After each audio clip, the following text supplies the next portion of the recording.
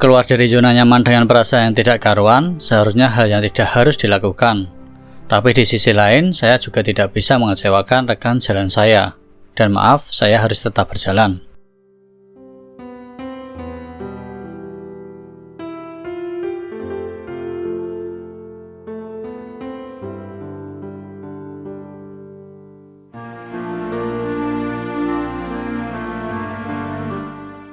H-1 sebelum kembali ke alam rimba, saya sempat berkomunikasi dengan kawan sekaligus sahabat lama saya yang banyak mengerti tentang hidup saya. Di obrolan santai yang kita hadirkan, tiba-tiba dia mulai bercerita bahwasanya hari ini dia terjangkit wabah yang baru menghantui dunia, yaitu COVID-19. Dengan sedikit kaget, saya terus mencaca pertanyaan perihal wabah itu. Saya khawatir, tapi dia lebih menguatkan dengan caranya dan khas senyum hangatnya. Dalam hati, sebenarnya ingin sekali membatalkan perjalanan ini. Tapi kalau ditimbang ulang, mana mungkin? Sebab otak pergerakan perjalanan ini adalah saya. Dan saya harus melakukan kewajiban saya untuk tidak mengecewakan rekan jalan saya. Maka dari itu, saya harus tetap berjalan, walaupun dengan ribuan pemikiran negatif di otak saya. Menyebalkan.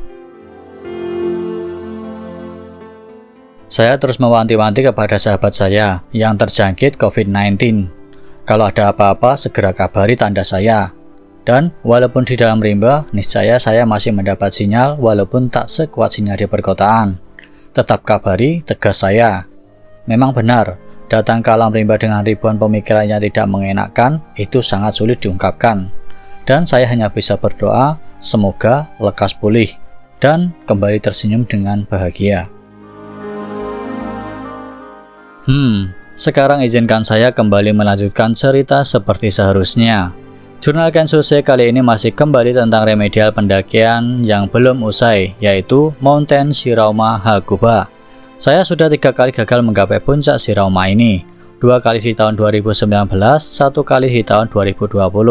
Dan dengan harapan besar kali ini kita harus berhasil menuju puncak Shirauma ini. Kita sengaja menyewa mobil dari sensei saya agar lebih cepat sampai Sarukura, yaitu base camp pendakian Shirauma ini.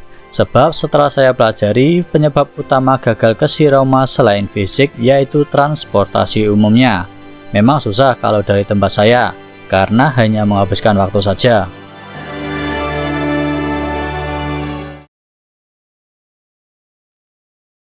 Dan kurang lebih jam 10 kita telah sampai di Sarukura. Di sana kita sudah ditunggu kawan jalan saya dari Osaka yang bernama Bang Dika. Setelah hadir, kita terus mengisi daftar jalan kita dahulu. Ini wajib untuk memasuki gunung. Jangan lupa, identitas Anda sangat penting bagi pengelola tempat-tempat seperti ini.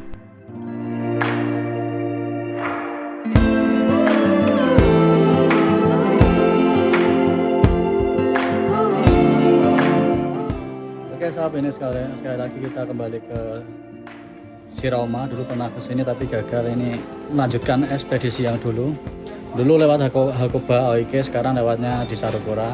Dan mungkin besok juga pulangnya dari Sarukura sini, karena waktu kita terbatas cuma 2 hari 1 malam. Jadi sebisa mungkin menghemat waktu juga.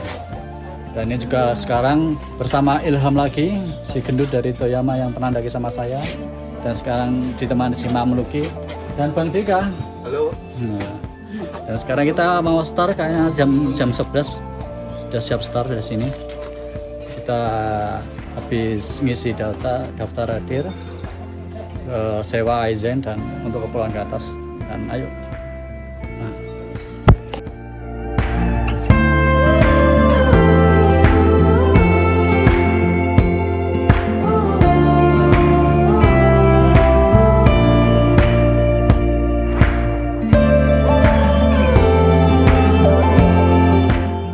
Seperti biasanya, memanjatkan doa untuk lancarnya perjalanan harus dilakukan. Dan kurang mantap lagi kalau juga belum ada sedikit kata semangat untuk amunisi misi ke depan.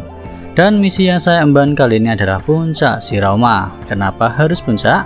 Ya, kata bapak, kalau berjuang jangan setengah-setengah, harus tuntas tandasnya. Seperti halnya memperjuangkan hati perempuan. Harus totalitas, jangan cuma setengah hati. Nanti malah cuma makan hati, lalu sakit hati.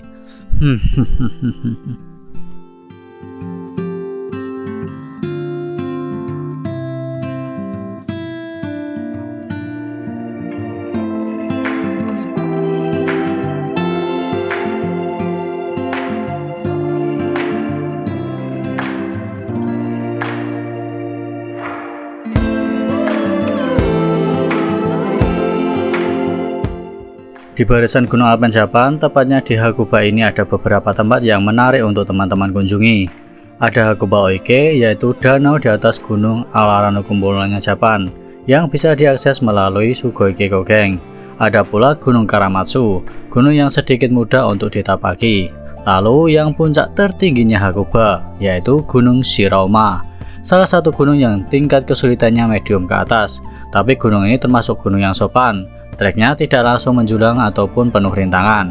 Trek awal gunung ini masih landai sampai kurang lebih perjalanan 1 jam. Setelah itu masih diberi pemanasan dengan tatanan kayu dan juga masih lumayan enak seperti di video ini.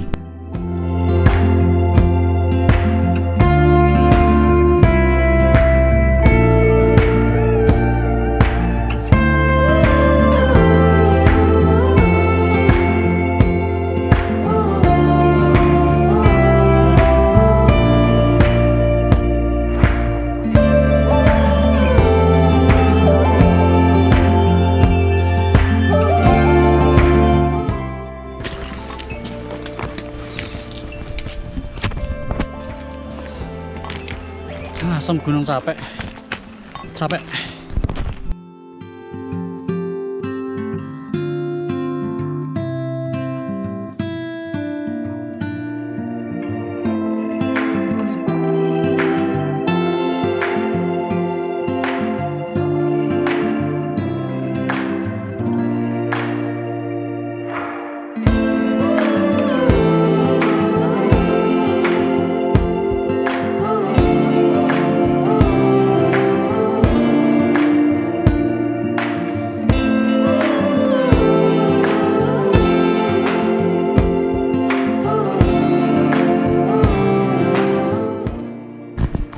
Oke bro, sekarang udah berjalan sekitar 1,5 jam kali ya, mungkin 1,5 jam kita berjalan.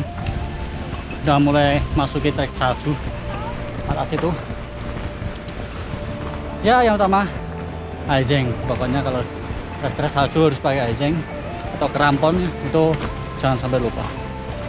Itu aja dulu, capek.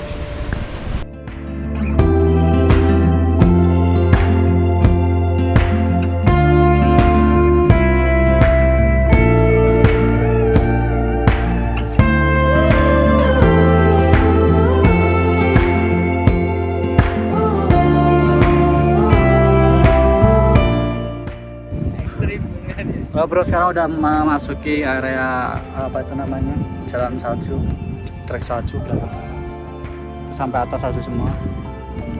Dan kita istirahat. Kita dari Sarukross sampai sini sekitar hampir 2 jaman lah. Ini juga belum ada 2 jam, tapi hampir 2 jam. Dan pasti dari saya himbauan pertama, kalau trek seperti ini jangan lupa pakai icing, karena bagaimanapun apa itu jalan ini pasti licin juga, apalagi udah mulai keras. Bagi untuk pendaki Indonesia yang mau ke sini, ya jaga nama baik Indonesia, terutama harus persiapan yang benar-benar dipersiapkan.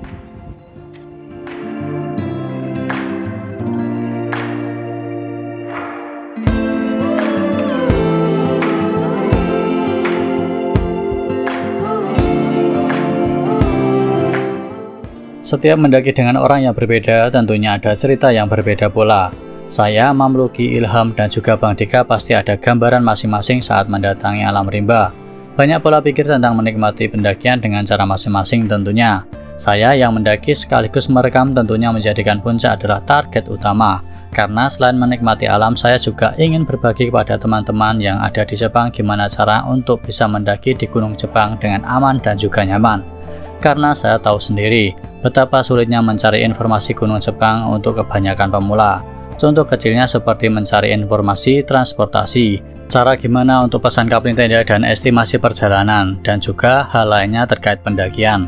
Karena saya tahu betapa sedihnya orang yang mempunyai hobi tapi tak bisa menyalurkan hobi tersebut, karena sulitnya mencari informasi, apalagi di negeri orang seperti ini. Saya selalu beranggapan betapa orang yang tak memiliki hobi itu adalah orang yang membosankan. Apalagi di negeri Jepang ini, orang yang tidak memiliki hobi pasti hidupnya hanya berkisar kasur, makan, kerja, begitu terus sampai kontrak kerjanya usai. Dan itu menurut saya hal yang menyebalkan, karena menua tanpa cerita. Tapi entahlah, manusia punya pola pikir masing-masing. Yang terpenting bisa menikmati hidup dengan bahagia, itulah poin utamanya.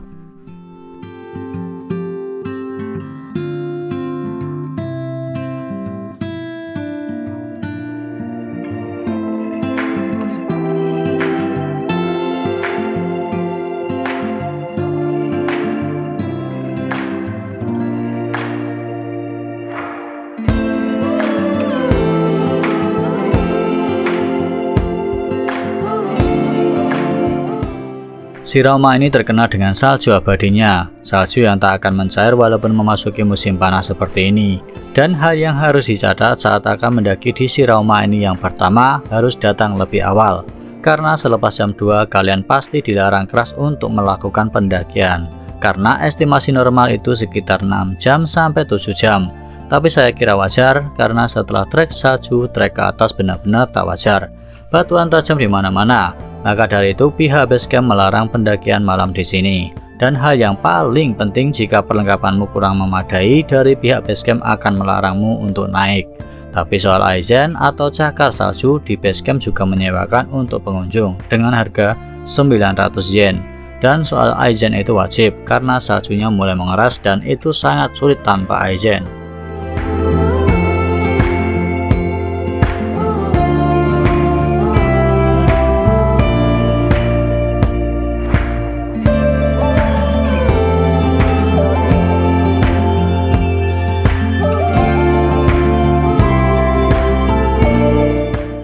Oke Lur, ini sekarang udah di atas trek salju dan mungkin tinggal 2 jam, 1 jam lagi sampai atas. Dan karena tadi kan saya bawa mobil untuk penjelasan trek atau bisnya atau ekinya, saya bisa jelasin di sini. Mungkin kalau kamu mau main ke si Rauma atau Karamaju atau ke Hakuba Eki, itu bisa kalian tempuh dari Eki yang namanya Hakuba Eki. Terus habis itu kalau mau ke Sarukura, yaitu ke basecampnya si Rauma, itu naik bus kalau nggak salah. Bang, tadi Noriba berapa? Noriba nomor 2 dari Eki. Cek aja, kayaknya yang kanan nggak, atau yang kiri kalau yang kiri ya. Itu. Dan biayanya sekitar berapa Bang? Biaya kesini juga 1000 dari Ekinya. Silakan cek untuk sebuah bahasa yang menyenangkan. Dan kalau menurut saya ini gunung yang menyenangkan, segi cuaca juga masih bagus, keren lah. Datangilah.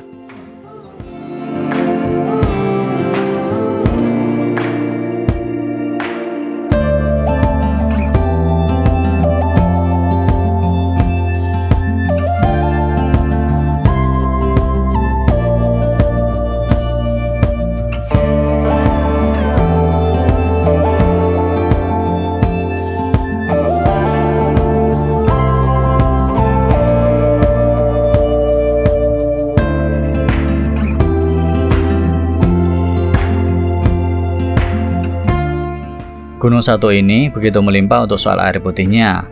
Di beberapa tempat ada yang mengalir segar. Jadi jika teman-teman doyan minum air putih dari aliran gunung langsung, ini sangat membantu meringankan carrier teman-teman sekalian.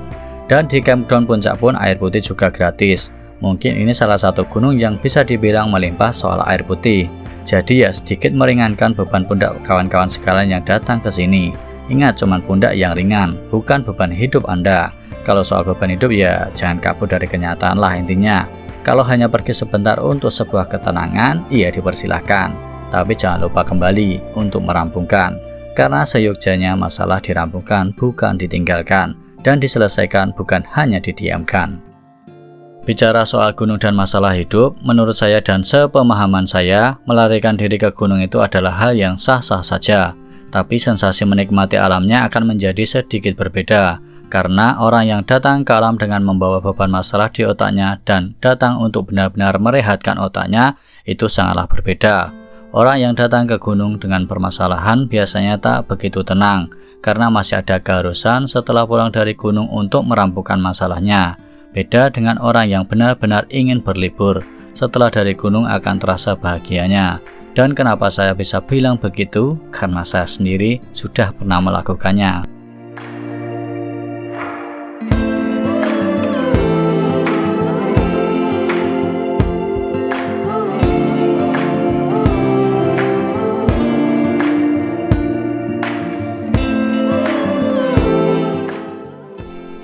Tapi kalau bicara soal gunung dan masalah, gunung sendiri punya masalah yang memprihatinkan. Karena banyak sampah yang ada di mana-mana, sembarangnya pendaki yang tidak bertanggung jawab soal lestarinya lingkungan, kebakaran hutan, penebangan liar, dan lain sebagainya. Dan itu akan menjadi masalah tersendiri untuk ekosistem yang ada di dalamnya. Tentunya juga berdampak untuk para pendaki lainnya.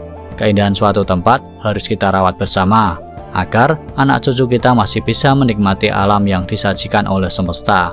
Merawat alam itu tanggung jawab bersama, bukan cuma aku atau segelintir massa. Karena satu kepala pun bisa merusak alam yang ada. Mari jaga bersama, karena bumi kita hanya satu. Dan itu bukan bumi saya, maupun bukan bumi kamu, melainkan bumi kita. Mari jabat tangan untuk saling menjaga.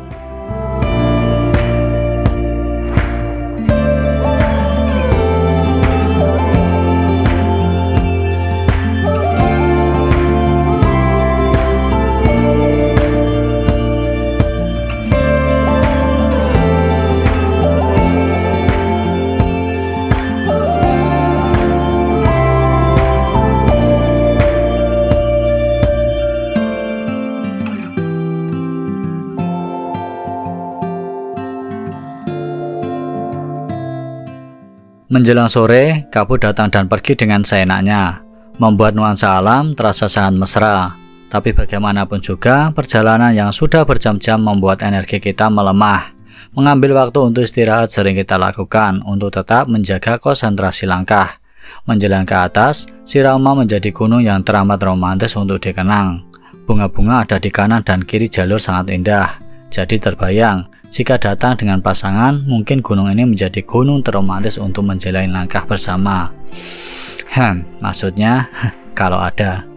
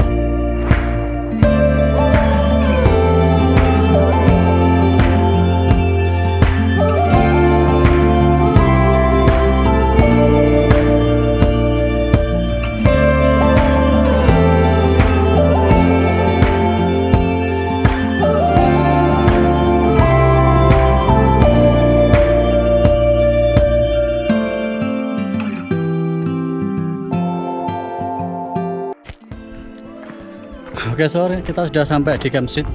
Campsite sekitar bawah sana. Kita lihat pemandangan yang luar biasa ini dulu.